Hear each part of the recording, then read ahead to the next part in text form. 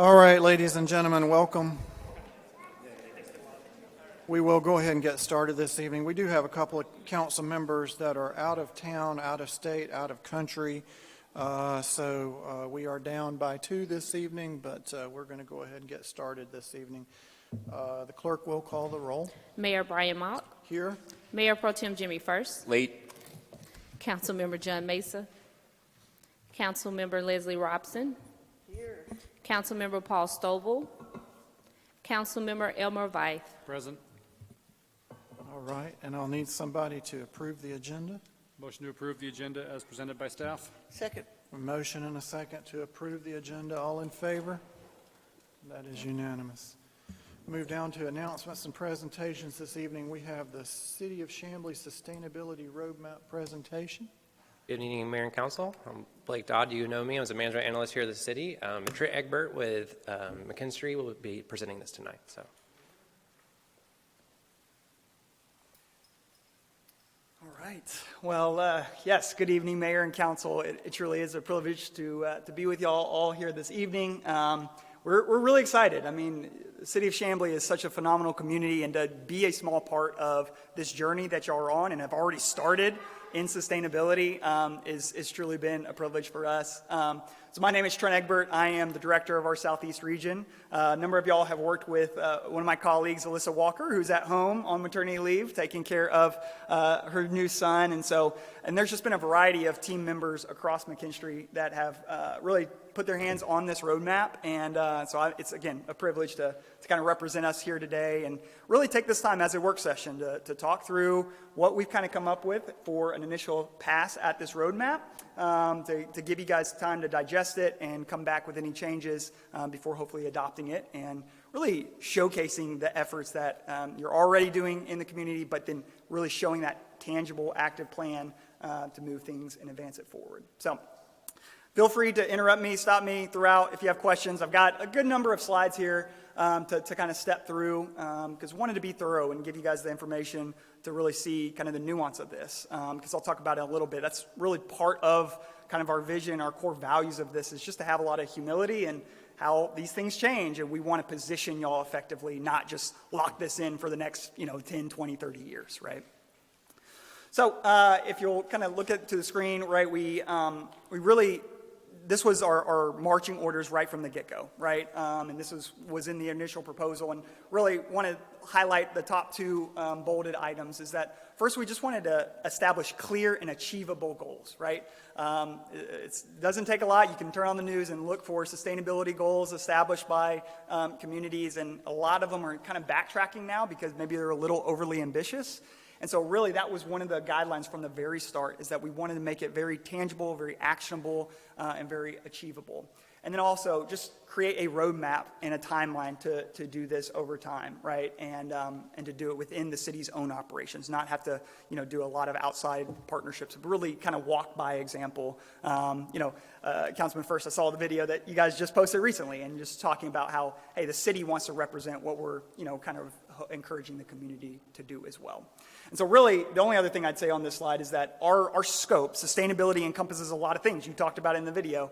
Our scope is to really look at your built environment, so your facilities as well as your fleet, right? And how do we, calculate those emissions and then look for ways to reduce those and establish those achievable goals. So, like I mentioned, we kind of, before we even jumped in, we worked closely with staff to really understand, all right, what are the guiding principles to this? What is kind of those North Stars that are going to keep us consistent when we're putting all these options together? So the first one is just that high integrity, right? Again, as I mentioned, we want to put the city in a position where they can really stand firmly on these goals. They're achievable and not just overly ambitious, not just something to catch the headlines, but really something that and something that is achievable and something that makes sense from a fiscal perspective as well as a sustainability perspective. And then second, right, we want it to be actionable and visible. A lot of times these roadmaps end up just being a pretty PDF that sits on the website and doesn't really have those clear steps of how to implement. But then finally, also visible. And actually remember this in a work session with you, Councilman First, of y'all are doing such amazing things, but sometimes the community doesn't actually see that impact. And so in kind of the phasing of the work, maybe we put a little bit extra emphasis and priority on some of the things that might capture and be more visible to the public.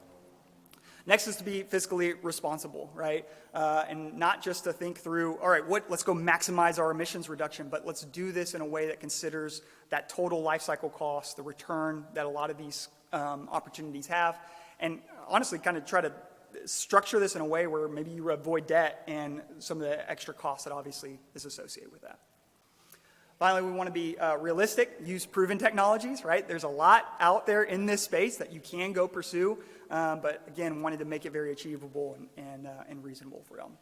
And then finally is this concept of kind of humble optionality. I mentioned it earlier of just, I mean, you think back 5 years ago, there was no Investment Reduction Act that created a significant tax credit that allows governments to get that direct incentive. There wasn't half as many Teslas that we see on the road today, right? And so seeing that progression in this space and knowing that will only continue, we want to have that posture of humility to not lock you guys into something, overly ambitious, but really create that ability to adapt and respond in confidence. All right. Any questions there or around the guiding principles? Perfect. Okay, so real quick kind of snapshot of what are y'all actually consuming today, right? So really there's 3 core areas here. That first top bubble is your fuel usage. So that's almost 68% of the city's entire emissions is from the fuel. And we'll see a little bit further breakdown of that there. Then second, a very small portion is some facilities still operating on natural gas. That's just 3%. And then finally, 29% is coming from electricity. So then breaking that down further, looking at your facility usage, we've kind of looked at it by site here. So 28% of your overall facility usage is coming from this facility in City Hall. But the good news here, and we'll talk about this a little bit further, is that it is fully electric, right? Which is kind of the gold standard now in sustainability. I know that was intentional, right, of electrifying your facilities. And so that's something we love about Chamblee. Like, you're already leading by example. You're already doing those things. How do we, bring the other facilities up and then also communicate that overall picture? Public safety is your largest consumer, right? Another new facility that's majority driven by electricity. And then you have your 2, or actually 3, the OCH's, the old City Hall in there as well to make up that difference. Okay.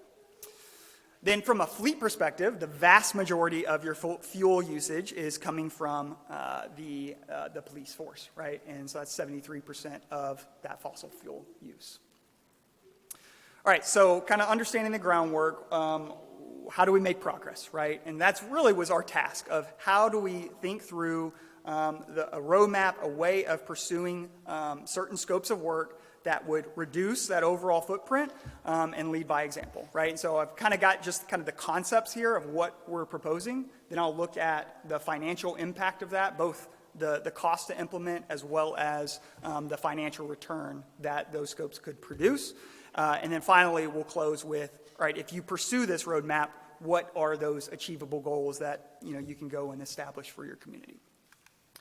So when we look at the progress we can make, we, again, bucket into these 2 key areas, your facilities and your fleet, all right?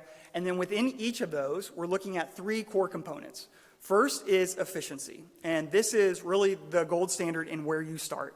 Go and reduce your demand, your load on your facilities, on your fleet, before you even talk about using renewable energy, right? And so because you guys are already doing a phenomenal job, there's not a ton of scope in that efficiency category, but it's still an opportunity before you go and look at procuring renewable electricity. How do we lower that overall demand? And then second is electrification, right? And this is where, just like this building, you transition everything to where it is consuming electricity as its source of power, and that allows you that platform to then go and build renewables to power it with clean energy, right? So you have to have the electrification. If you have a bunch of solar arrays and you're still operating on natural gas, it doesn't do you any good, right? So creating that electrification across all your facilities, just like you've done here, is a key part. And then finally, and probably what is most exciting for this opportunity as well as across the nation, is going and building that on-site solar. And what's really exciting about where we're at now is with the Inflation Reduction Act, that direct pay allocation. Before, it had to go through a private entity, a tax-paying entity. With the passage of the Inflation Reduction Act, there's a direct pay allocation so that cities can receive that direct credit when they go and purchase solar arrays. So it really makes it a much more financially attractive program for the city. Okay? So I'm just going to dive a little bit deeper into each of these and kind of show you what we came up with, and then again move into the financials. So from an efficiency standpoint, a number of items that we're looking at here is obviously converting anything that's not already to more efficient LED lighting, any kind of mechanical upgrades using like variable frequency drives to where it's not using the full, it's not even fully on or fully off, it's using the right amount of energy. Reducing some leakage of the building, making sure everything's sealed up appropriately so you're not having to condition more of the outside air. Controls and systems optimization is really taking advantage of the systems you already have in place to schedule things to be off when they need to be off, on when they need to be on. And what's always fascinating about this is even brand new facilities like this, a lot of times there's opportunity to take a harder look at that and make sure without creating discomfort and turning stuff off too early, but just make sure it's working the way it was designed to. And then finally, just anything we can do to reduce equipment run times, it's going to obviously save energy, but it also allows those assets to last longer, right? And that's a key portion of sustainability. So then moving into electrification, and what we did here was we took an inventory of your full existing fleet, so about 151 facilities across the various categories there and departments, and then what kind of best practices on fleet electrification is not to, hey, let's go and buy a bunch of new vehicles today, but as those are come up on the end of their useful life, replace those where it makes sense with an EV vehicle, right? And we're at the point now where it's about cost parity in replacing those with a traditional ICE vehicle as well. So the assumption here is not when you transition all of your fleet vehicles individually, but how do you get your electrification ready to charge those and have that support ready to support it, right? And so that's what we've kind of located here in the bottom chart, is that there's going to be about 74 chargers needed to support the full fleet of Chamblee as they electrify. All right. And then from a building electrification standpoint, as I already mentioned, City Hall is already fully electric. So again, that is the shining example and what we're trying to get to for all of your facilities. But the other 4 buildings, right, really have some opportunity there, but on different time frames, right? So Old City Hall, very well aware, still deciding exactly how that building will be used. So if it is retained and used in a similar format, right, there's an opportunity there in the relatively near term to electrify those existing mechanical equipment and replace that there. And then, but on the longer term, public safety, Keswick, and public works, that's relatively new equipment, and it's still got about 15 years of useful life left. And so we're not saying, hey, go pull all that out. We're saying when that replaces, you would want to electrify that. Okay? And then the final one is renewables. And this is really where the meat is on the bone for you guys in the near term, right? And so just right off the top, I got a couple bullets here to kind of highlight the impact. First is that we see a path to cost effectively generate about 54% of your total electricity need with on-site solar. All right, and so we really are excited about that and seeing that because as I see kind of in the bottom, right, our local utility doesn't have the most advantageous ability to sell back to the grid and things like that. So it does put some limitations where you can't just go build a massive array and expect to, fully offset everything across the city. You've got to do it in pockets. And so it gets harder to get that level of reduction with on-site solar, which is visible and adds some additional benefits, such as the IRA tax benefit I already talked about. But also, 3 of the arrays that we're proposing are shaded parking canopies, including one next year right here at City Hall.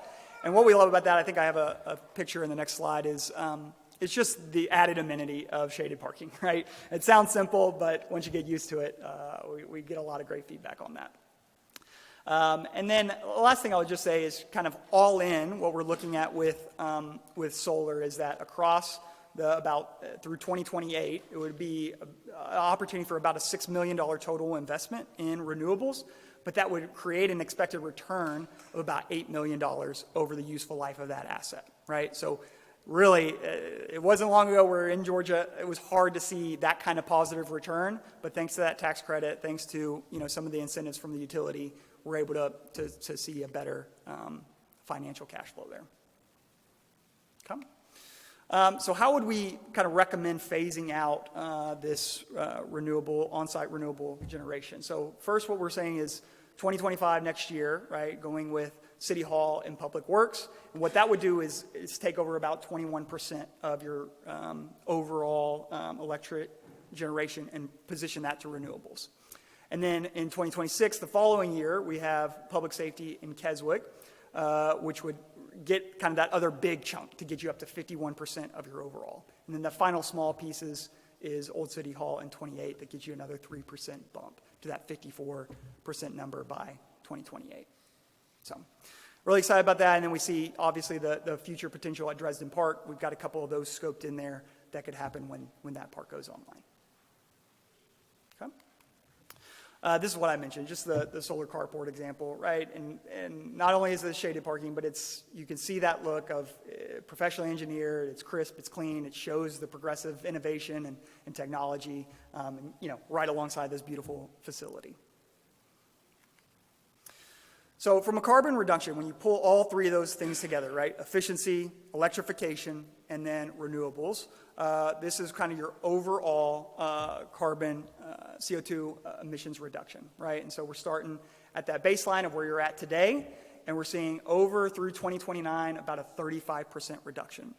And the major reason why you're not seeing more than this is because of that public safety fleet, right? And so that's where we talk about positioning y'all for optionality. Still a lot of debate around transitioning patrol cars to EV.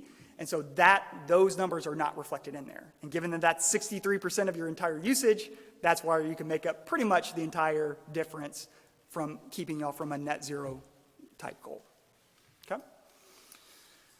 All right, so that's kind of the scope, the opportunity. Let's talk about, all right, well, what is this going to cost and how would we see this phased out, right? So overall, all in, we looked at about 31 different scopes to pursue across those three categories that I talked through for a total investment of about $15.3 million. We see an avoided equipment replacement cost. That's, for example, at the Old City Hall. If you do nothing but maintain the facility, you would need to repair that roof. Well, if you put a solar array on that roof with a roof recover technology, it's the same as putting on a new roof and giving it a 30-year useful life. So it's a cost like that is in that 1.2 million of, these are things you would already have to go do. We're just using these sustainability initiatives to do it in a smarter way. Then the lifetime projected savings, so that's true general fund savings that you see either from reduced operation expenses or primarily your utility expense. So that equates to $9 million over the useful life of these assets. And then finally, that total incentive of $2.3 to $3 million. And that's primarily the Investment Inflation Reduction Act, as well as a pretty beneficial EV charging credit that Georgia Power is offering right now. So overall, the net cost, right, over the life cycle of these assets is about $2.2 to $2.9 million. To go in, the way I always like to think about it is you're investing that, but you're receiving about $15 million of total infrastructure improvement across the city, right? And so the reason there's that range is because that IRA incentive has some additional additional layers of if it's in a certain rated community and a number of your facilities do qualify for that. So we're showing that range. It's not guaranteed, but we have had success with other clients going and procuring those additional adders to that incentive. So that's where there's that range there. All right? So this is not meant to look at right now, but I did just want to show and give a thank you to Blake and Kristen for spending a good amount of time with us going through these 31 items and thinking through, okay, what's a logical way to kind of present this to y'all and phase this out over time?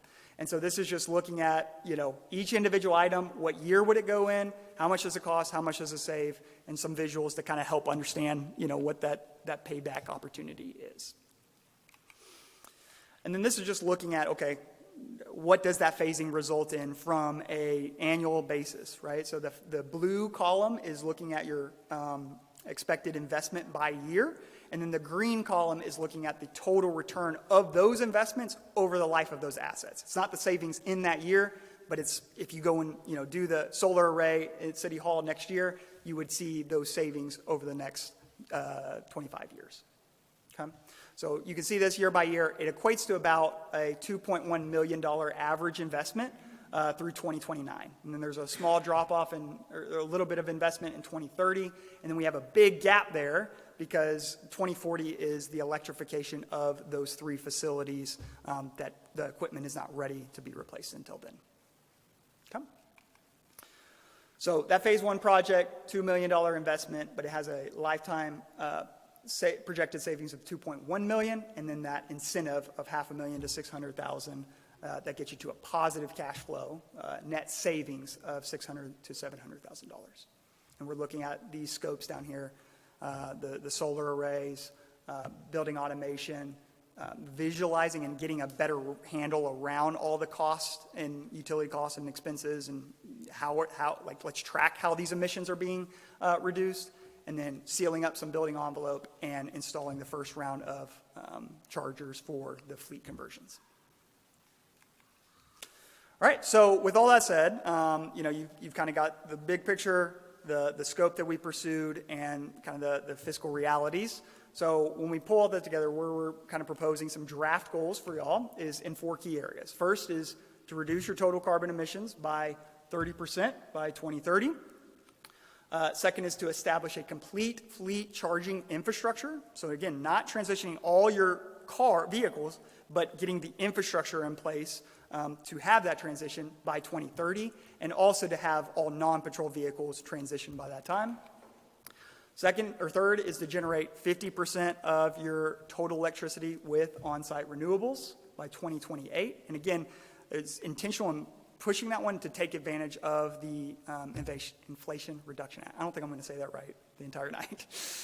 And then finally, this one is absolutely more subjective, but I think it's this idea of maintaining a fiscally responsible net life cycle cost of this program, right? And really communicating to the citizenry of we're doing this in a very achievable, programmatic, data-driven way that's going to create financial returns in addition to the climate reduction. So finally, I just put a couple of key takeaways that I think really highlights the major goals and achievements of the plan and the roadmap, as well as some critical next steps. And the last one I would just add is communicating to the citizens. That's always been something that we've kept front and center of showing what you guys have already done, the video you shot yesterday, but also positioning yourselves for continued improvement in the future. And like you said in the video, like that idea of a journey, right? We're on this journey. Let's be able to pivot. Let's be able to adapt as new technology comes, as new incentives come, right? Put y'all in the position to take advantage of that. So really appreciate the time and eager to hear any questions or thoughts. Good, that's a lot to digest right there. Absolutely. But it's what I call, in short, leading by example. Right. Questions from council? What he said times 10. Okay. It's a lot to digest. And of course, we've all been paying attention to all of the information that's out there about, using solar and getting rid of gas and natural gas and stuff like that, and it's great. And there are a lot of buzzwords. But I wonder, number one, solar. The manufacturer of solar, what is the carbon emission for the manufacturer of solar components? Yeah. Not to say that I don't want to do it, is that factored into this? Yes, absolutely. Yeah, and you're exactly right. And that's kind of that very first principle of high integrity, right? There's a lot of greenwashing, a lot of, this is going to save all this. You're going to be net zero by 2022. It's like, we're already past that, right? And so that's kind of really core to us of our reputation of standing behind these programs and not over-promising, communicating the impact of that. And so, working with the right types of manufacturers and sourcing that. When you get into, if you move into this phase 1 and we go and design a solar array, right? There's a lot of nuance to that we would keep y'all apprised and help y'all make those decisions. And that might require an additional premium to do that, but that's the kind of stuff that, we want to factor in and include there. But absolutely, high integrity is number one. And while we are talking about our municipal facility, we've been trying really hard to get our developers to put shade on the top of their parking decks. And apparently it's a huge engineering expense. What is the possibility of using solar on the top of our buildings? Not our buildings, but the buildings that are coming before us that we are permitting to be built. We've had a lot of trouble with our developers because of the cost of doing that, because they're just not used to it. That kind of stuff. How well would solar? I know that we've got a solar array on top of the Mercy Housing, one of our Mercy Housing. However, that is probably not as subject to wind problems as a freestanding one would be, because that's on the top of a roof that would protect it, whereas a freestanding solar array might be more subject to winds. How, am I right? Yeah, no, absolutely. I mean, obviously, I'm not an engineer. I don't want to speak on behalf of all, shaded canopies everywhere. But I do think and I will also say, like a shaded canopy, there is additional cost, right? Because you're not just putting the array directly on the roof or directly on a ground mount. You have to have that supporting infrastructure, to your point, to avoid the wind, and there is a cost with that, right? And that was the whole point of the Inflation Reduction Act. I think I said it right at that time, to offset some of that additional expense. So, I mean, I'm not going to say that it doesn't have an additional expense, but I think it's, when you look at the total life cycle, it still has a favorable payback, but you could argue, well, it's more favorable if I do it other ways.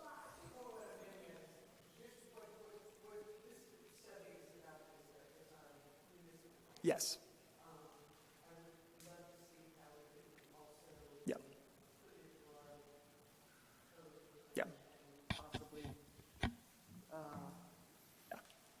Yeah. Well, absolutely. And I mean, I think the big key is what we heard is, like, you guys want to lead by example. There's no better way to enforce that than, hey, we did it ourselves, you should do it too. And so, yeah, I think we actually even talked to Blake about that, of potentially, rolling some of these findings into y'all's developer agreements. Absolutely.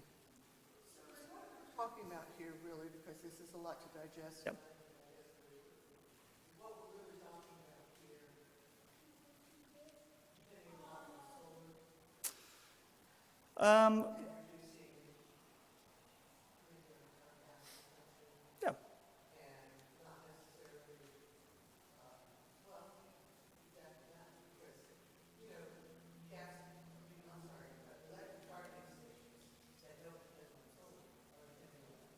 Yeah. Exactly. Yep.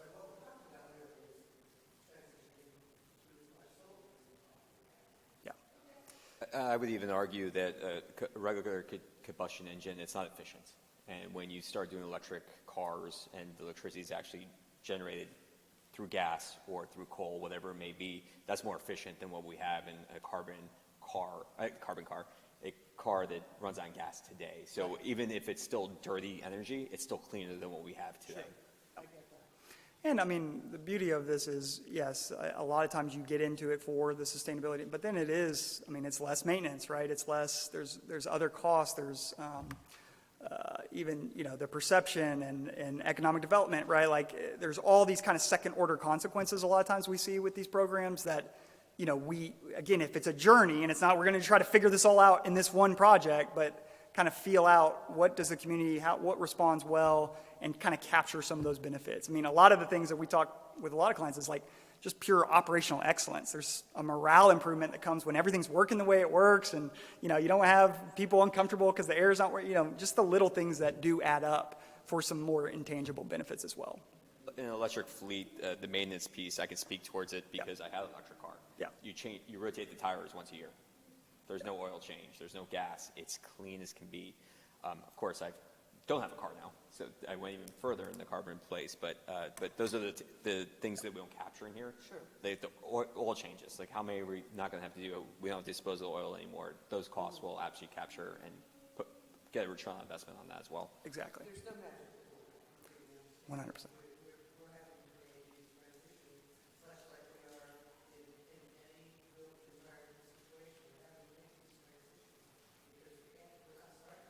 Yes. Yeah. Yeah.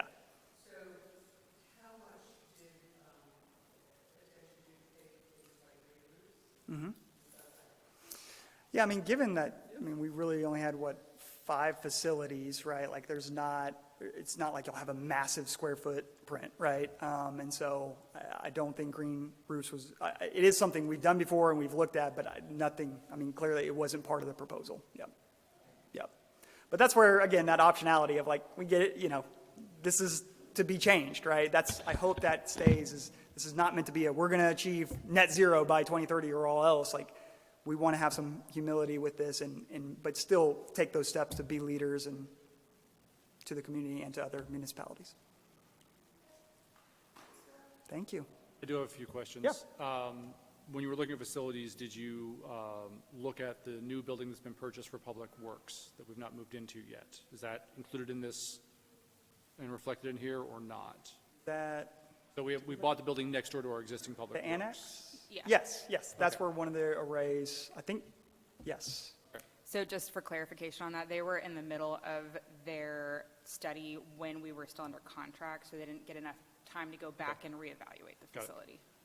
And then similarly, with the proposed community building in Dresden Park, because that park's coming out of the ground now. The goal is to have a ribbon cutting by next summer complete. Has that proposed building been looked at as to what we need to be including now? Yeah, I think, Rather than going in and retrofitting a brand-new building? oh, I see what you're saying. I don't think we looked at new construction, no. Okay, so we're going to need to have that conversation. And then on the full electrification, you're including the heavy equipment as well, sanitation trucks, dump trucks, things like that as well, not just the pickup trucks and patrol vehicles. It was in the inventory. Okay. Yeah, with all of the fleet, it's the assumption that you could, with outside of with the patrol cars, that's very much up for debate, but everything else, there is a path to do that. But we would recommend evaluating that when that vehicle comes to the end of its useful Oh, life. yeah, of course, we're not going to replace a brand-new truck. It's, but I want to make sure that the heavy equipment was factored in there as Yes. well. All right, thank you.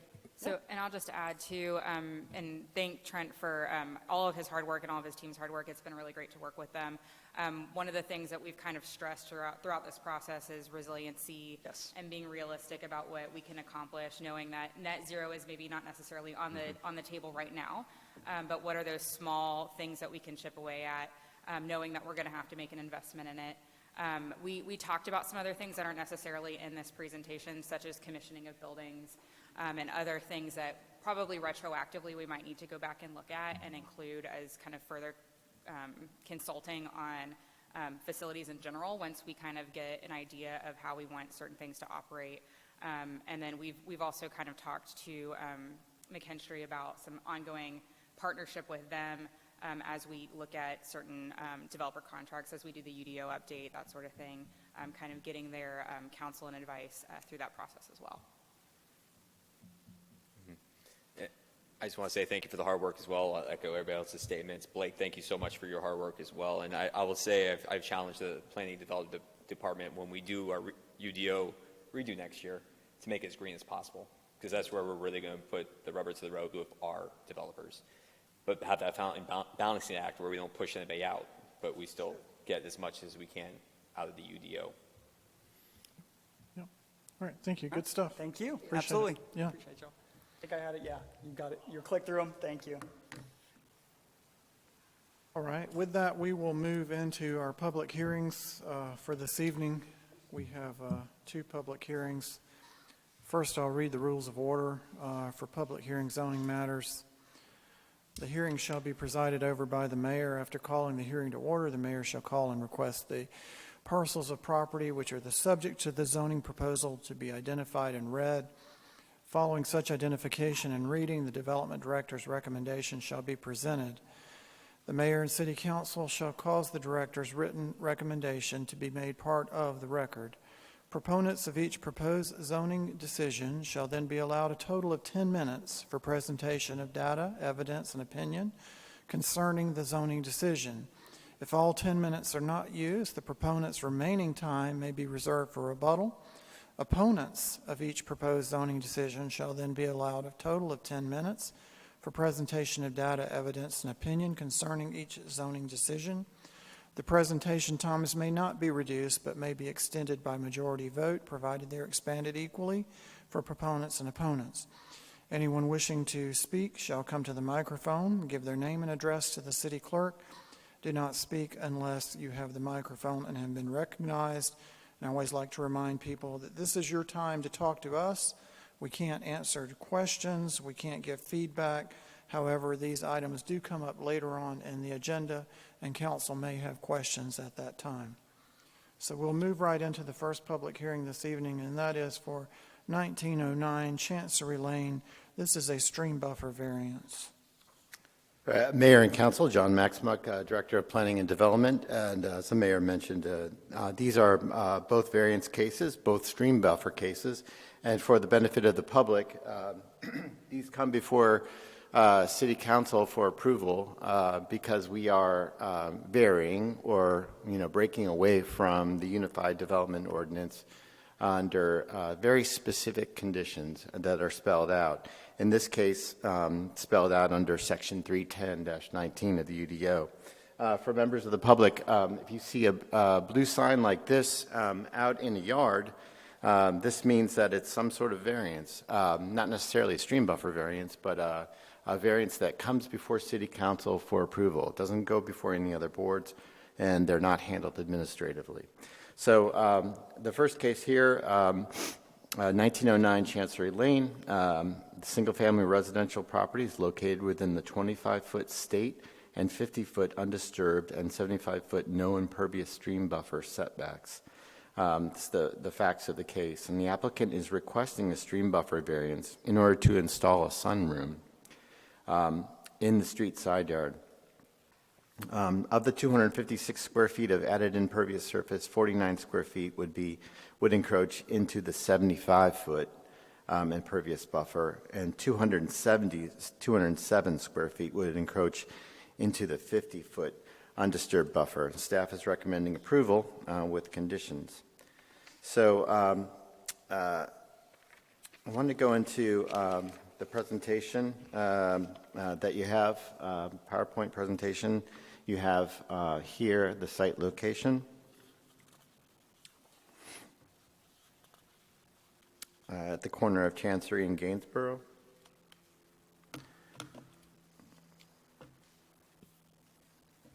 And next slide, you have the proposed plan with the various 25, 50, and 75-foot buffers indicated. And here you have the proposed location of the sunroom in gray box at the center of the plan here, along with the tree plan.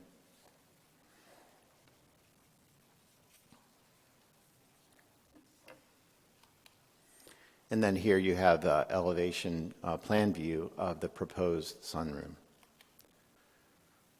As we usually do, we provide site photos of the site. You see the frontage along Chancery Lane and then the stream entrance north of the property line to the right. Stream south of the property line. And to the right, distance between the stream and the rear of the property structure. This structure will be removed as part of any approval that should take place here. The proposed location would not be at the location where you see this wood structure. Again, on the left is the current unfinished structure, which has not been permitted yet, and to the right, the proposed location of the sunroom. More subject property site views, mature magnolia in the front yard, and a view of the location of the proposed sunroom from a different angle, the intersection of Chancery and Gainsborough Drive. As mentioned, staff recommends approval with conditions. We find that it meets the criteria under Section 310-19, to encroach into the 75-foot no impervious and 50-foot undisturbed stream buffer setbacks, as I mentioned before. And the staff recommended conditions are as follows: that the development plans as presented are submitted with the application for permits, and the applicant shall remove the invasive plant material along the stream bank that you saw and replace with native plants outlined in the plant species selection list in 2.2 of the ordinances. And then the applicant shall stake the extent of the 25-foot stream buffer prior to commencement of work to ensure no disturbance takes place within that 25-foot state buffer to protect that stream buffer. And the stake shall remain in place during the length of the construction. Thank you, John. Anyone here wishing to speak in favor of this item?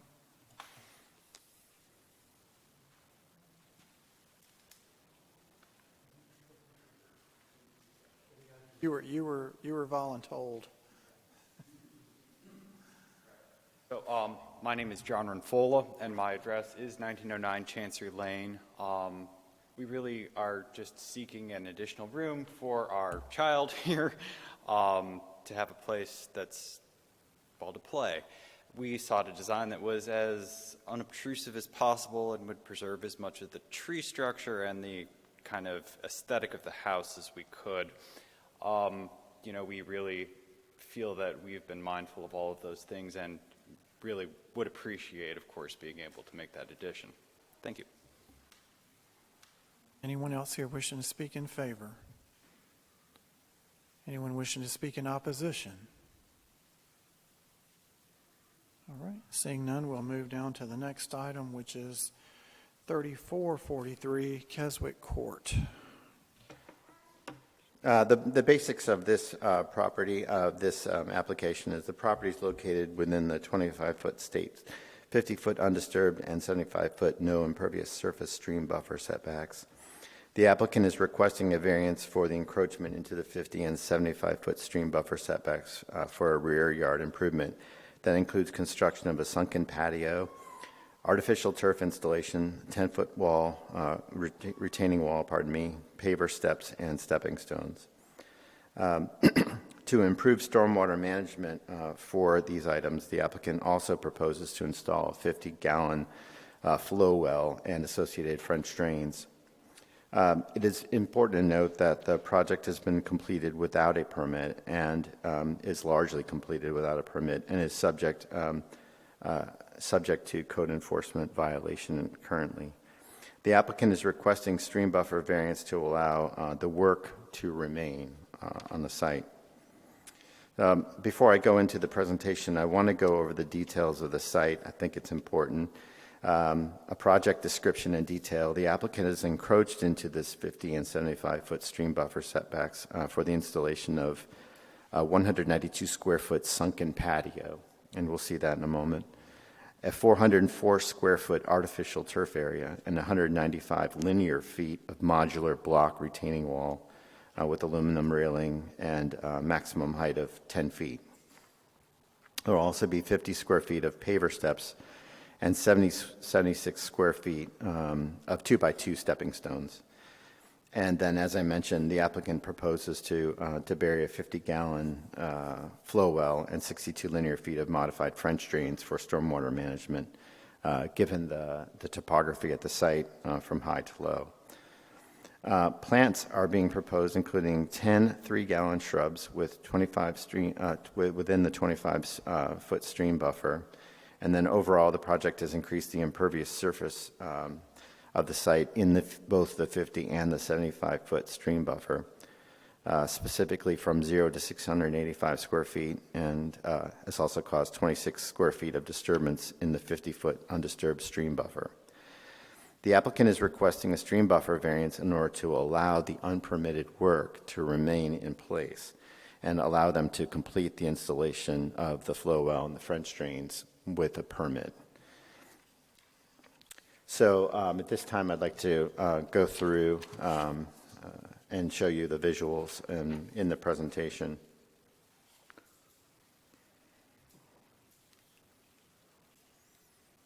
This is the site location at 3443 Keswick Court, just south of Keswick Park. And as I mentioned, the applicant's request is to permit the work to remain. This is the as-built plan, a survey from 2020 after construction of a house in 2020. A previous house sat on the site for years and was taken down to put in the house that's there now. And you can see to the center right and to the right of this site plan, you'll see the buffers that I mentioned a couple of times now, 25, 50, and 75 feet. Here you have the existing conditions, the work completed so far, and you have the linear wall. You have the sunken garden in a rectangle at the center, and you have some topographical lines there, and you see the house on the left. This is another look at the proposed plan, and the proposed plan with the buffers shaded in color. Onto the site photos that we always show, frontage along Keswick Court, and then to the right, the sunken patio with a retaining wall around it. Then you have graded rear yard, installed stairs, pavers, and retaining walls, and a detailed view of the retaining wall on the right-hand side. Here you have a subject property. These photos were taken as part of the final zoning inspection. This is what it looked like before the project was completed. More photos. Staff has no recommendation for this, and the reason for that is that the work was done before a permit could be applied for or was applied for. And under the ordinance, a variance can't be brought by an action of the owner of the property. There's specific requirements for there's specific criteria for granting variances, and so staff has withheld a recommendation one way or the other. Should the council decide to grant a variance for this, we have presented a few recommendations for the case. They have to do with turning in the plans as presented, having the applicant utilize artificial turf with a high permeability rating reviewed and approved by the city engineer in our department, having the applicant and their design professional coordinate with our city engineer to do the remaining work consistent with best management practices established in the Georgia Stormwater Management Manual, the GSMM. This is a standard document. And then finally, having the applicant install an infiltration device to treat the area greater or equal to the rear yard encroachment. And these devices shall include, but are not limited to, dry flow wells and drainage systems. And these have been mentioned before. These would be done and approved, with approval of our department. John. Okay, anyone wishing to speak in favor of this item? All right, come on up. Should just tell us your name and your address, sir. Alex Sommerfeld, 3443 Keswick Court. Good evening. We're writing to express our need for renovation of our backyard. We believe it's essential both for the safety and enjoyment for our family and to better integrate our home within the community. We purchased our home for its friendly family atmosphere in 2020. Our home was built in 2019. We did have some concerns regarding the slope of our backyard during the inspection process.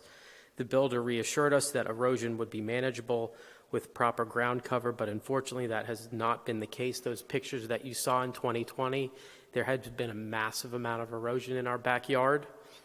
Since moving in, it's been unusable due to the erosion. It did create a steep slope that posed a safety hazard particularly for our 2 young children, ages 4 and 6. The small flat area quickly now gave way to a steep incline, making it difficult and unsafe for them to play outside. With the majority of our backyard falling within the 75-foot stream buffer, we have limited options for effective landscaping to mitigate the issues.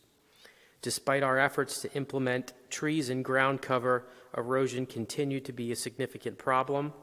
Our goal is to transform our backyard into a safe, engaging space where our children can again play freely without the risk of worrying or having to send them out to the front where there's traffic. Our plans include creating turfed areas for sports and outdoor play, a large vegetable and pollinator garden, which we also believe enhance not only our home, but also the surrounding community ecosystem. As this project is large in size and scope, we hired Outdoor Makeover and Living Spaces to help us with the design, project management, and installation. We respectfully request your support in our renovation efforts to create a safe and functional backyard for our family. We're eager to adhere to all the guidelines and regulations while making these improvements, and we would appreciate any guidance or assistance that you can provide. We appreciate your consideration for our request. We love living here in Chamblee and are committed to making our home a safe and welcoming place for our children to grow and thrive.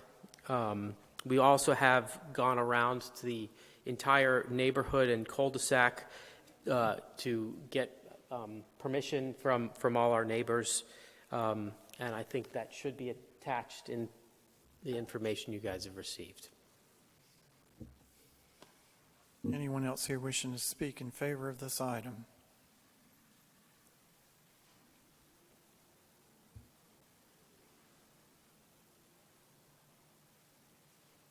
Hi, I'm Casey Sommerfeld, also 3443 Keswick Court. I just wanted to bring up, I emailed pictures of our backyard right before we started the project because there's been significant erosion since 2020 when we purchased the house. So I know on the presentation here it showed our backyard, but if we're able to pull up those those pictures to show exactly what has happened over the last 4 years and the reason why we went ahead with this project. So it was our personal pictures that we emailed in, along with the. It's in their packet. It's in their packet. They It's in can the see packet. it. We don't have it in the presentation. Okay, so we've tried. We were able to use our backyard maybe for about 6 months after we moved in, and everything just eroded away. You can see the trees that our builders, which we did not hire, planted there to help with erosion. You can see the root balls. Everything is just sliding down towards the stream. We tried putting gardens in, and they just fell apart. So we have not used our backyard in the last basically 4 years, and we would love a place for our 2 active kids to just run around and not have to worry about car traffic. Anyone else here wishing to speak in favor of this item? Anyone wishing to speak in opposition? All right. Again, these items do come back up later on in the agenda. We'll keep moving forward. We'll move out of the public hearing here and go down to, let's see, we've got 2 sets of minutes. Did anybody see anything on those? Everything good? All right. We'll have a film ordinance amendment second read on Tuesday. And looks like maybe, I'm guessing Todd wants to spend some money? We have a purchase of a bucket truck. Good evening, Mayor and Council.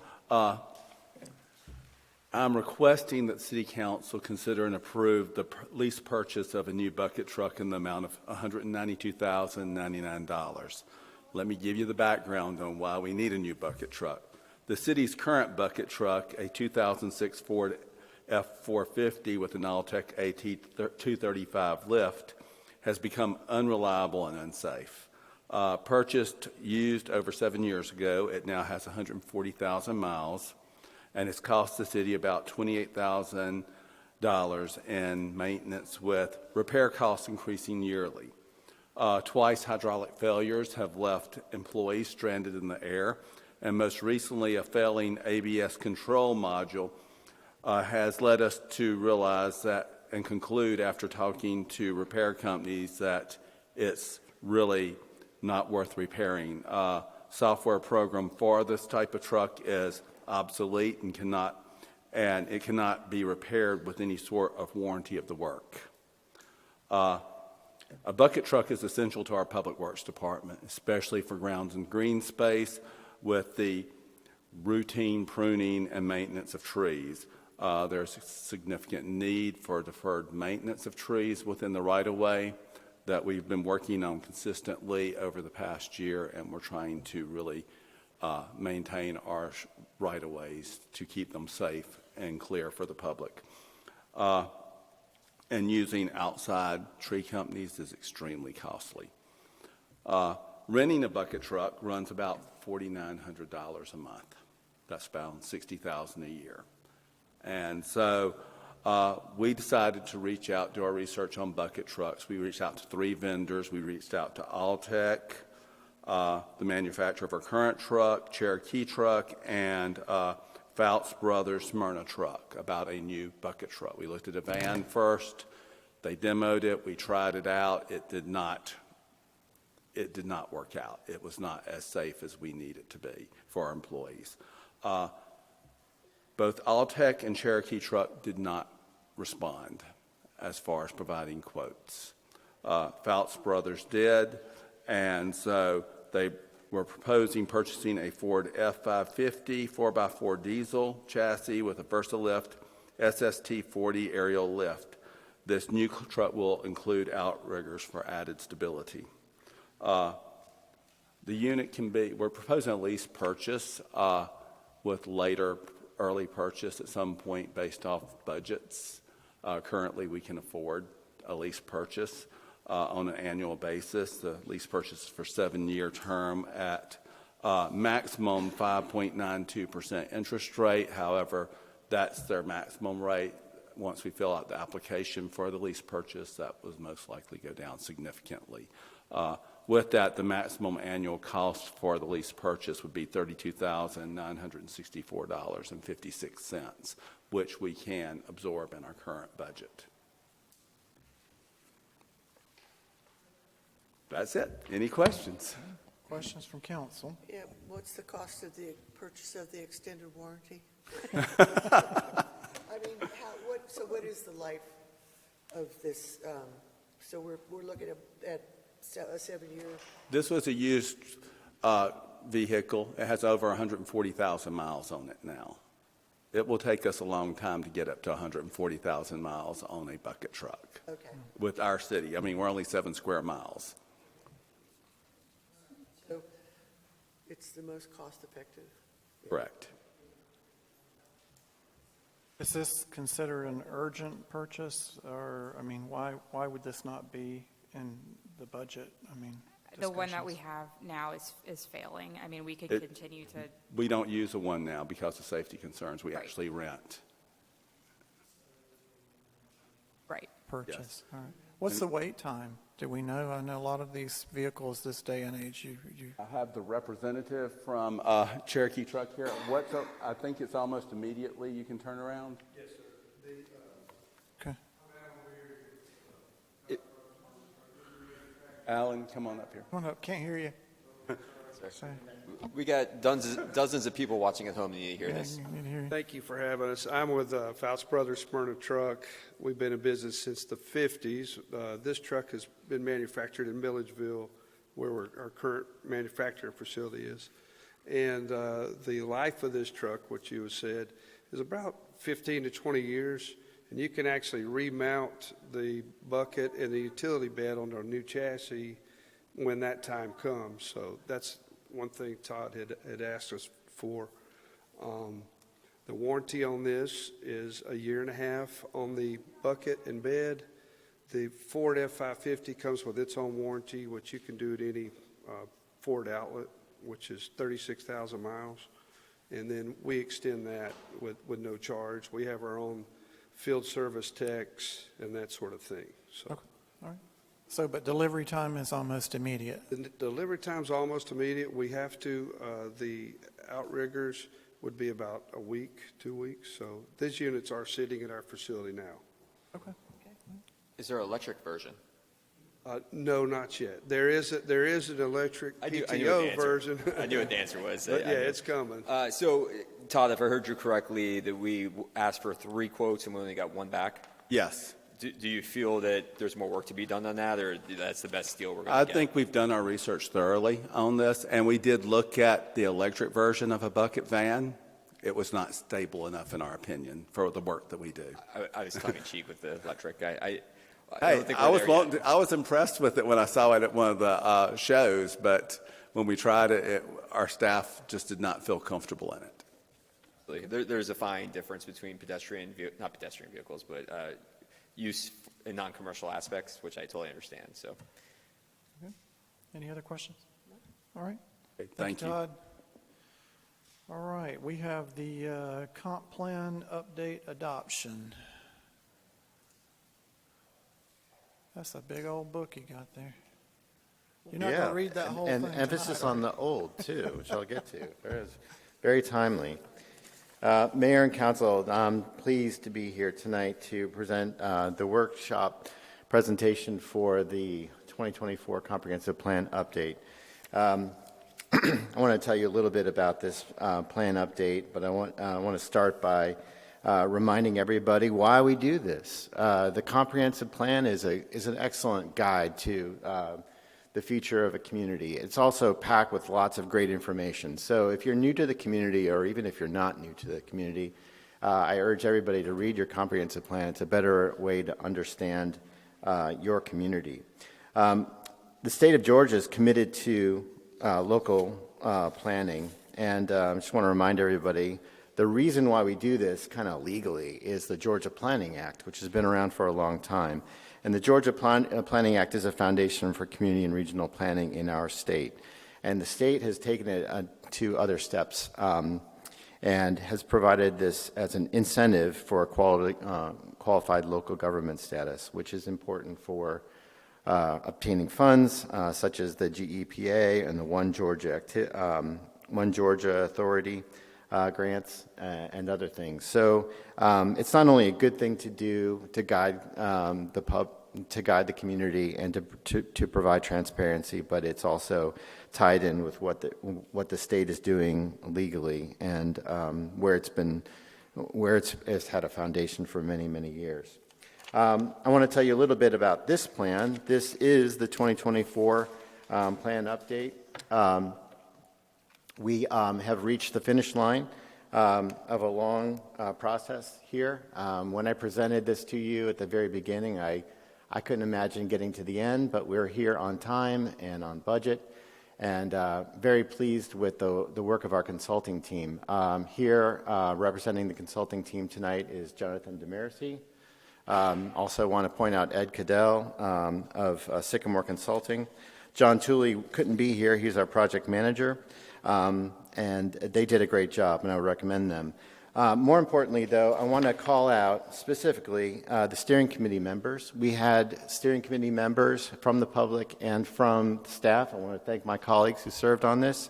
I won't recognize them personally, but I would like to call out by name, starting with Stephanie Correa, Brian Ray, Siobhan Rayo, Michael Escobar, Charlotte Ann, Anisha Pradhan, Lynn Woodward, Raj Kamathat, and Yvonne Bibenko, and Wayne Fischel, who all served on the steering committee for this plan. So thank you very much. And they are part of what we're trying to do in the city to engage neighborhoods and engage the public. And so working really hard with Brittany Lindsay and the Neighborhood Engagement Program, it's all tied in, it's all coordinated. We're really trying to empower communities. And this plan is part of that. So moving forward, this slide shows you a little bit graphically and also metrically how we engage people in lots of different ways. We weren't shy about it. We went out and we did community pop-ups. We had the standard meetings, but we also try to reach people in lots of different ways. And then here are the main elements. The categories should be familiar to you. These are the main categories of a comprehensive plan. And this slide shows you some of the highlights of what you'll find in this plan. We also, just in recent weeks, added a few other concepts. Famous planner Daniel Burnham once said that make no little plans, and so we try not to do that here. We try to make big plans. We heard a lot of things from staff and from the public and from the elected officials, and we try to tie them together. We try to create a synergy. And so these next 3 slides show you 3 areas that we're leaving in the plan that give us something to look forward to, a big plan for tackling some of our challenges. Here you have the Claremont Road streetscape, what we're calling a road diet, which would change the character of Claremont, linking some public open space and public areas and some new development on an area that's arguably a little bit over-designed for cars right now. This has a lot of work. This is a concept plan, but we're hoping to create a road diet here that makes the area more livable and probably most importantly creates a key north-south link in our trail system that doesn't exist today. Here you have what we call the Cumberland Drive streetscape. This is a challenging area that is heavily influenced by airport runway protection. And this links some open space areas, creates open space areas, activates space, and hopefully leads to some community benefits. We're looking forward to working with all of our partners in this area. And then this one, our last one, is the Peachtree Boulevard crossings. And this concept has to do with linking or the desire for Huntley Hills residents to travel south across Peachtree Boulevard to City Hall and the upcoming town center area, and linking with the rail trail that you see in red. And then also linking the high school to Chamblee Plaza and town center and City Hall. And so we're looking at a safe crossing, perhaps an aerial crossing, that links those areas north of the boulevard to the key activity areas where we are today, and the rail trail, which is plowing through steadily through this area. So again, with these 3 concepts, lots of work ahead, but we're taking things that we heard from the public and from elected officials and staff and putting them together to form a critical mass. So with that, I can answer any questions you might have. We are looking for adoption of this plan so that we're on time for October 31st approval. And I'd be happy to answer any questions. And thank you. Thank you, John. Great work. Still have some more reading to do. I've not gotten through the whole thing yet. But I do appreciate our stakeholders, Steph, Brian, you guys. I appreciate you guys serving, and anyone I missed, I'm sorry. But I tell you, this is about as important as it gets. This is the roadmap for the city's future. This is our vision. This is where we're heading, and it's very important work. And I appreciate the hard work that our steering committee put into it, that our staff put into it, and that our council put into it.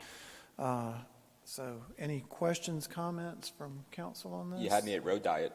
Road diet, yeah.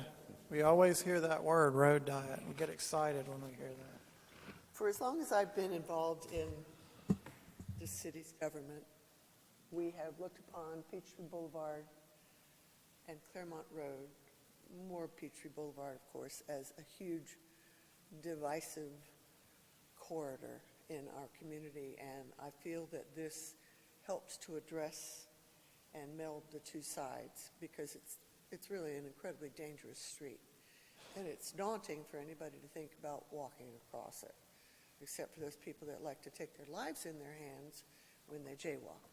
Be that as it may, I think that this is a great step forward to improving the cohesiveness of our community. I think that the Claremont Road diet and trail desire for trail, etc., is going to go a long way towards helping Mr. First's side of the city to have some connectivity as well around the airport. It has been sorely lacking forever, and now I feel like we might be getting there. So I'm incredibly impressed. I'm glad that you addressed what you addressed. I haven't finished reading it, so I don't have any more comments, but good work. Thank you both for those comments. Yes, sir. Say goodbye to the old plant. Say goodbye. Have a book burning, right? Thank you. We don't do that in Chamblee, do we? All right, there you go. All right, this will take us down back to our public hearing items, and this takes us back to 1909 Chancery Lane, and questions from council. The question that I have about your project, sir, on Chancery Lane is that you're talking about building a sunroom. Can you come on up? Can the applicant come up? What is the foundation? Is it on a concrete block enclosed or on No, stilts? I really am not sure about what it is. It's whatever the designers came up with. I'm not an engineer. I can't answer that with any intelligence. I feel, but I'm not an expert on this subject, that to alleviate some of the permeability situation with building a sunroom or anything onto a house, to put it on piers would be better for the permeability. So I think that's it might something be I on would want to look piers. into. I'm pretty sure it is on piers, but like I said, Okay. I am not the right person to ask that.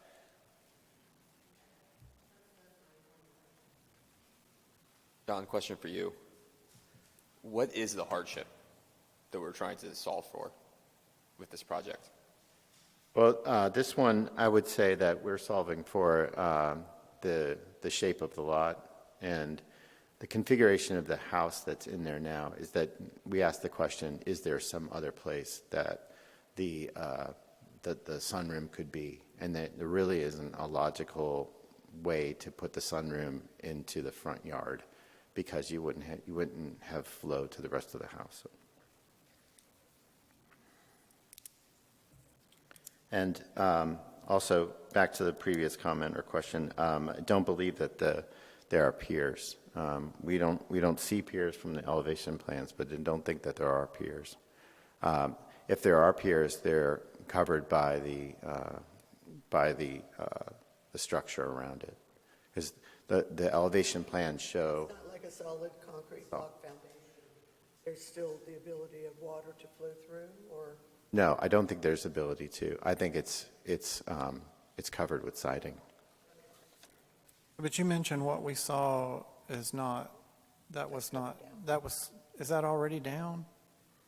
What was being built? Is that already down? That's I believe that's still in place, because it's going to have to go along. No, I think you have to go forward. It's in the packet twice. Just let Blake do it. Blake's got it.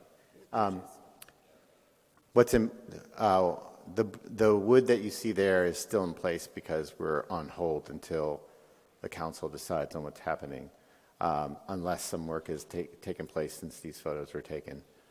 And then, going back, I don't know exactly what the material of the siding would be, but it would appear that siding does go from the floor level of the proposed sunroom down to the ground level.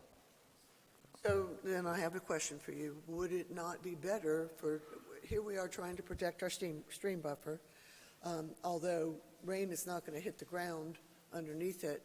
If there is a flood, there'd be more ability for the soil to absorb some of the water if it wasn't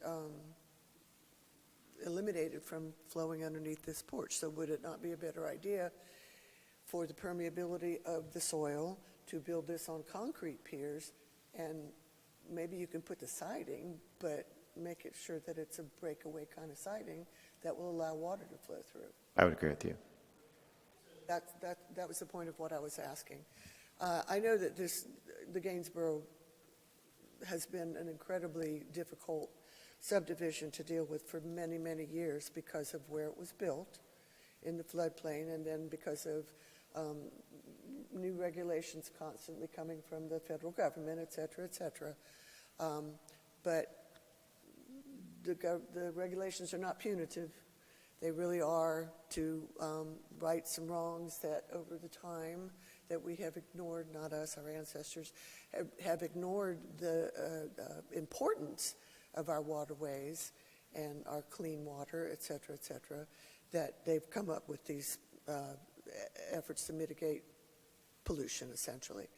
So I would be quite interested in seeing that built on concrete piers so that water could flow through and have some capacity to percolate through the soil so that when it hits the stream, it's cleaned. So that would be a request that I would have. Leslie, would you be amenable to a dry well system with the filtering rather than that? I'm just Drywall. well, a dry well. Oh, dry Some well. sort of capture system. My point being, my concern being, if you're going to have moisture, if you're going to have water and stuff moving under this, you create a moisture issue, which is a whole other set of concerns.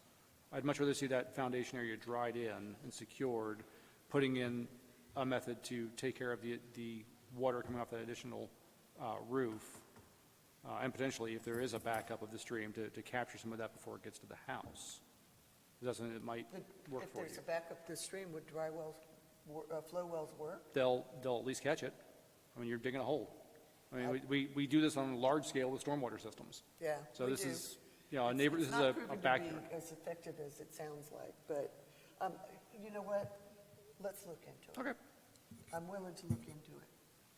But I would like to do whatever possible to mitigate the taking up of the ability of the natural soil to do its job, which is why we have stream buffers in the first place. Okay, acknowledged. It's hard for me not to know this. There's two other structures in the stream buffer zone. Have those been cited by code enforcement? No, Are they conforming use in the stream buffer zone? they are existing non-conforming. Did the applicant build those two structures?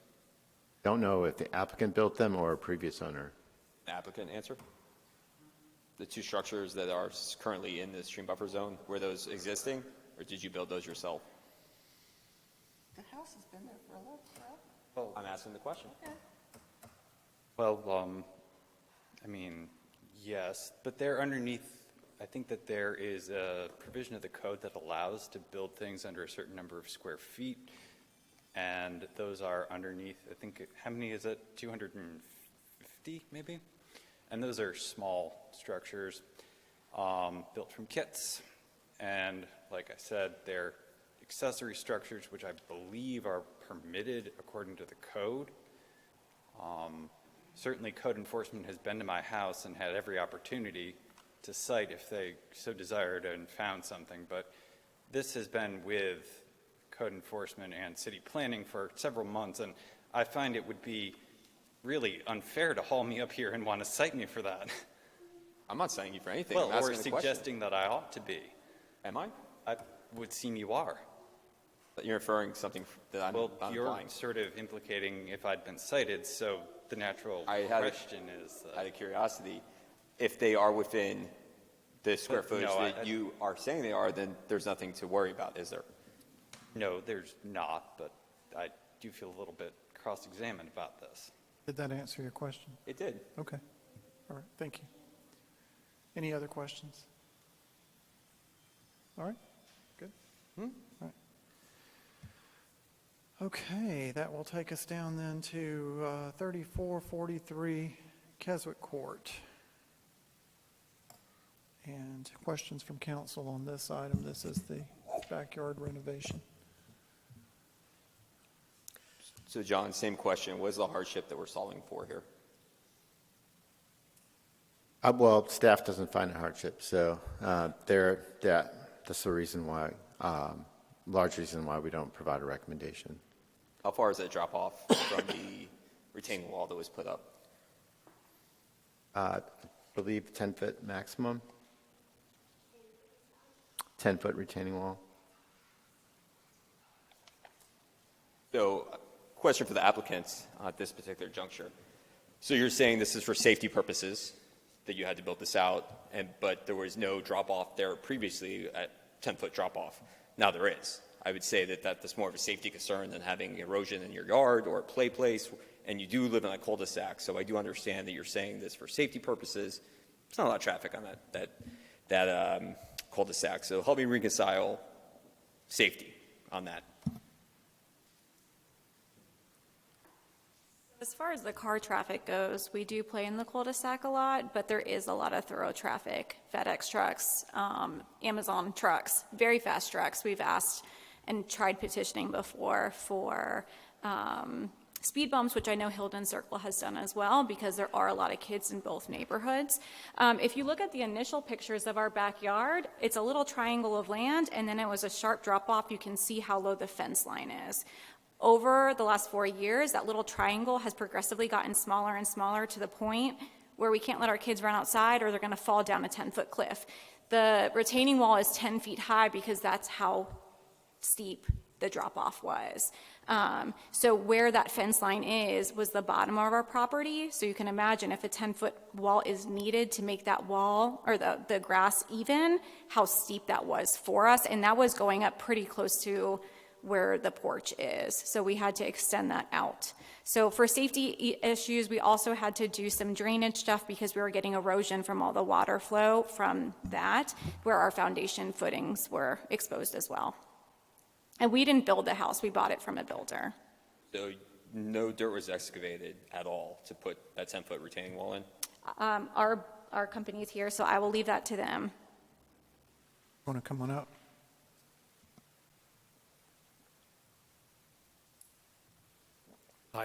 Hi, I'm Jonathan Goldsmith. No dirt was excavated from the site. Obviously, with a site like this, you'll see in the documents that they had a 33% slope in their backyard. So dirt that was excavated was kept on site, as well as additional fill dirt brought in. We were contracted to basically, like she has said, solve the problem. I believe that they were in somewhat of a hardship of, if you do see in the documents that you see that 33% slope. We only went back, I forget the dimensions, I don't have them memorized, but let's say, to her point, that 15 feet, and you have at maximum a 10-foot drop. So the hardship that we were tasked with solving was creating any level of usable space. If you do look at the 75-foot buffer, you will see that it is just merely 4 feet from one of the sides of their home. If you look at the total square footage of their entire lot, you can see that their lot is massive, but the usable space outside of their home is essentially nothing. So that's what we were trying to do. I don't know if that answers your question, but all dirt that was excavated was reused. In addition to that, we have other things in our proposal regarding, regenerative plants. I love the idea from the other variance application regarding planting native species. That's something that wasn't suggested to us during the pre-application meeting. However, we would be happy to amend that in our application because that's a really good idea. And I do know that there are invasive species back there. It's full of English ivy that we could help with if that would be, something that would be valuable to you. That really goes a long way in answering my question. Thank you so much. Stay. Please. I'm here. I have nowhere else to go tonight. So you said pre-application meeting. Did you apply for permits for this originally? No, ma'am. That's the problem. That's it. That's the problem. I have no beef with you for trying to make your yard usable. I have a hill I live on a hill as well. I get that. But you didn't apply for your permits, and that's where the problem lies. And therefore, I have to say this, you're at fault. And they should have done that for you. That said, we're going to have to mitigate this because a 10-foot high retaining wall, whether you retained all the dirt or not, doesn't matter. It's too high. We don't allow them. There's a lot wrong with this. You would have been able, I think, with some variances, to get a usable backyard. Maybe not this one by this design, but you would have been able to get a usable backyard. So this is a huge issue, and it's not going to be easily solved. I don't want to go any further than that. We're going to have some discussion about this. Yeah, it's very well stated. You said that very well.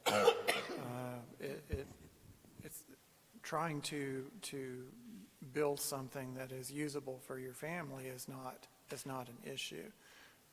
But as the council lady said, a 10-foot retaining wall is not something that we allow. And that would have been something that would have been red flagged right away had there been a pre-application meeting for a permit prior to it being built. So, yes.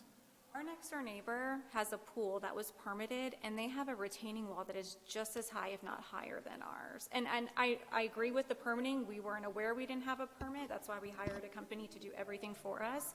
But I do want to bring up our next door neighbor has just as large, if not larger, of a retaining wall for a pool in their backyard. The case-by-case basis, we don't look at one property and another property. All we look at is a property in front of us. May I respond? Okay. I want to say that from our perspective that we take responsibility for doing this incorrectly, okay? When I originally came to meet with the Summerfields, we saw a design, we saw a property that was unusable, we saw a fix that needed to be done. And I didn't think correctly or sufficiently about the implications on the stormwater, the runoff. And so the reason why we have three of us here tonight is what you just said, that we did this incorrectly, and we take responsibility for that. And we are here in person to find out what we need to do to solve this problem that we've now been in for a significant period of time, and to give them a finished product. And so just for the record, what you said about the responsibility falling on us, 100% I agree, and whatever additional amendments to our plan that are needed to finish this, we will do.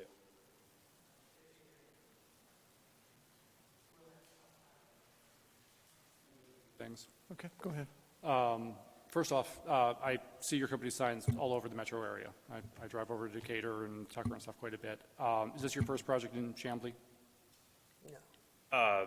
Me personally or the company? Your company. No. Okay. So if you've worked here before, then I'm going to assume that you should be aware that we have a permit process and what projects require them. So you willingly did this project without looking into pulling permits, is what I'm hearing, which really starts you off on a bad foot with me. I understand that. For the design of the flow wells, the French drains, what calculations were done to determine the size of that? Or is that just, we think this is right? So earlier, when I said the words pre-application meeting, I didn't mean to misspeak. I possibly named it wrong, but before this variance meeting, we had what I thought was called a pre-variance meeting, where we were meeting with members who were giving us kind of ideas. This is part of your normal process. I understand and that. We discussed at that point the calculations that would be needed for the flow wells as well as the modified French drain. All of those calculations have been done and have been included in there. And if we need to, look at the math, we're happy to do that as well. Okay. Looking at the as-built from when the house was finished in 2020, there was a flow well already in existence. Is that still in place, or has that been removed? I'm not sure the answer to that question. I'm not sure. I would have to look at that. My next concern is that there was a flow well on the site with the downspouts and stormwater already tied into it. If you've now buried it and buried those outlets, what other issues have been created? So that's going to have to be verified. which may mean digging the whole area up again. So the downspouts are being routed to a underground flow well.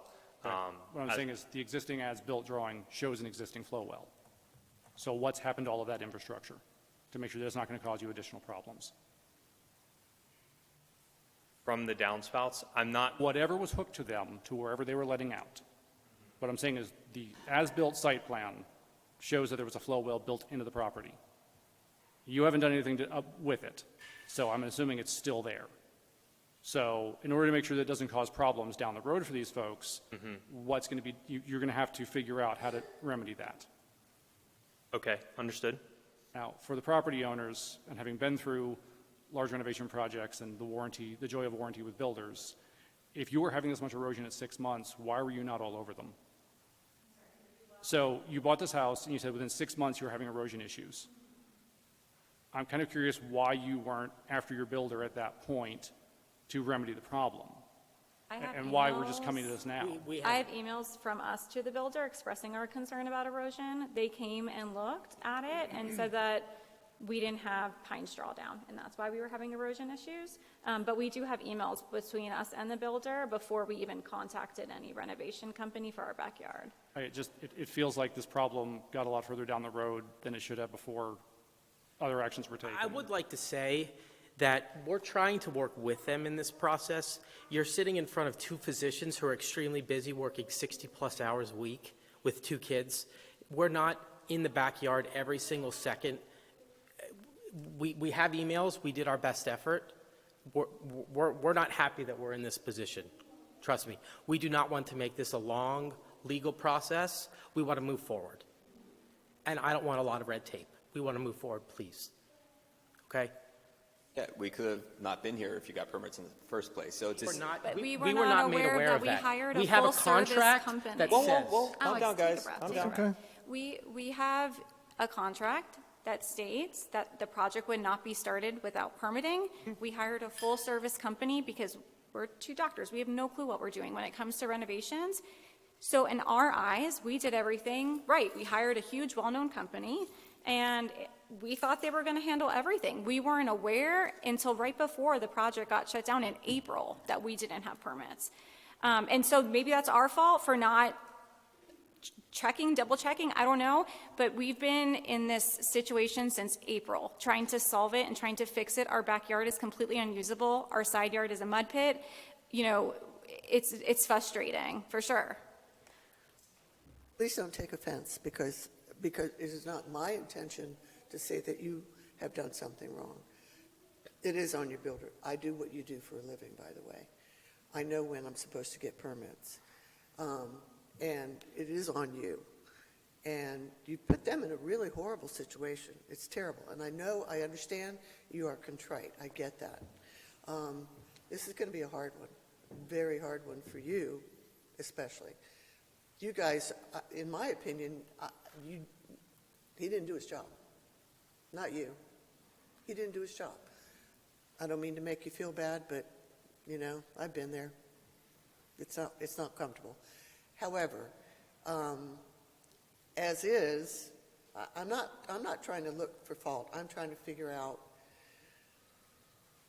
Next steps. how we can move on from this and still get you a usable yard. I completely understand you need a usable yard, like I did in my own yard. I get it. I completely get it, okay? We're not going to solve this issue back and forth here. It's going to take some sitting down, probably with our development director, and figuring out how to mitigate this situation. A 10-foot tall retaining wall is just not permissible. That's a big part right there. Personally, in my own yard, I've leveled it with a bunch of 2-foot walls over many, many years. You don't have to follow my example or anything like that. But, so I want you to have your yard. Mm-hmm. Maybe not like it is, but your yard, and I want you to have your erosion under control. I'm glad that you're willing to work with the city to figure out how that we can do something that meets the spirit of our intentions and still gives them their yard and resolves their issue. As far as, you know, native plants or non-native plants, that's minor. Erosion control is the big part. And tree coverage is also, part of it as well, because that's something that we consider ourselves to be a tree city. If you've lost the trees that your builder planted, we're going to want them back. So there are all those things to consider. Again, I don't want you to have bad feelings. I don't want you to have bad feelings. I don't want anybody to have bad feelings. We have to resolve this. And And our request is politely in a timely manner. It bothers us because we get this situation where people do what they do against our code and then come back and ask for forgiveness. And that's not a good thing either. And as far as your neighbor's pool, we'll probably be looking into that. So, but anyway, so we're going to have to talk. Okay? And my intention, I just want to apologize, but my intention was not to upset you, and I do apologize for that. When I said you didn't get permits, I misspoke. That was not your fault. So that's on me. We appreciate that. It's been a very long process. We have 2 young kids, busy jobs. We're very frustrated, and it's been months, and we just want to get it finished and move on. Yes. You have our sympathy and our empathy. I promise you that, and we'll find a solution for you all. I appreciate you having us here and listening to our side of it. I understand a lot today that I did not understand about stream buffers 10 months ago. I'm 28 years old, so I don't remember who asked the question about does our company work in Chamblee, the most obvious answer is yes. But I was brand new at this particular job, working in Chamblee, which I do not live in, when this was happening. So I have learned a lot about this process, how I approach new homeowners in regards to stream buffers is completely different, where I am, the very first thing that's out of my mouth is let's see that survey, okay? And that, unfortunately, has taken a very big lesson to learn, but we're here tonight to try to give them resolution because they didn't really ask for this. So I do understand that there is a lot of kind of bad circumstances here, and I understand that, I'm probably not the first person to come to you and ask for forgiveness, and that's probably the reality. But our reality is that they've not had a backyard for whatever 9 months or whatever the number of months is, and if I knew the things then, what I know now, this would have been done a long time ago, but I can't go back. So all we want is to get this fixed, give them their life back, because right now their backyard, if you look at the current photos, it's compacted gravel called Crusher Run. It's not exactly fun for the kids, and so we've done everything that we can, and that's why there's 3 of us here tonight, happy to answer any other questions you have to get it done. I've been in your boat. I've made my mistakes. I've been in this business for 30 years. And I appreciate your spirit of resolution. I can say, sitting up here on this side, I've learned a lot over the years myself, and what I've learned is most things, when you're disturbing things, you need a permit. And if you don't, if you ever question that, just ask yourself, who do I ask? Go ask some questions. Go to the website, look. On our website, it's pretty easy. We have a list of everything on there that you need a permit for, and you would have seen this on there. I've learned a lot. You've learned a lot? Yes, sir. Okay, all right. So we'll... It's hard. Every municipality has different rules, and it's Yeah. hard. We have a website. Sometimes it's very hard to suss it out. Not every city is as well run as this city is. But I appreciate, like I said, your spirit of cooperation. Anything else from council? No, that's it. Anything else, Elmer? Okay. All right. Thank you, sir. All right. Nothing under mayor and council items this evening. This will take us down to public comment. I'll read the rules of order for public comment. The mayor is the presiding officer. All remarks shall be addressed to the city council as a body, not to individual members. Anyone wishing to speak shall come to the microphone, give the name and address to the city clerk. Limit remarks to 3 minutes unless further time is granted. Do not speak a second time until everyone wishing to speak has spoken once, and no one can speak more than twice. And do not speak unless you have the microphone and have been recognized. Anyone in the audience this evening wishing to address council on any items? Anybody? All right. Yeah, come on up. No, I don't promise. And by the way, if you hit 3 minutes, I'm going to let you know. It could be startling. I just wanted to give you a warning if we get that far. I'm a man of few words, so I'll be quick. 1878 Chancery Lane. My name is Jerome Kirkland, neighbor of Mr. Runfola. I just here to support him. I think it'd be unfair to not let them build an addition to their house. Many other houses in the neighborhood have built additions, and their property values have gone up, and I think it puts them at an unfair advantage to not be able to have their property value go up, just like other families in the neighborhood. I think the code calls for porches, decks, and other similar type items. This could technically be called a deck or a porch. It's just enclosed. It doesn't meet the 300 square foot limitation. I think it's 256 square feet, so it falls within that parameter. I think that was basically all I had for my neighbor, but I also support this family. Technically, I see it as being private property, so I feel they should be able to do whatever they want as long as they're not harming other people. If somebody has a problem with what they're doing, if they can make a claim and say that what they've done has caused damage to their home or whatnot, and they can file a claim in court if need be, but I don't see anything wrong with what they've done so far, and I support both families. So. For coming out. Appreciate it. Yeah. Anyone else here wishing to speak to council this evening? Do we have executive session this evening? All right. Thank you all for coming. We appreciate it.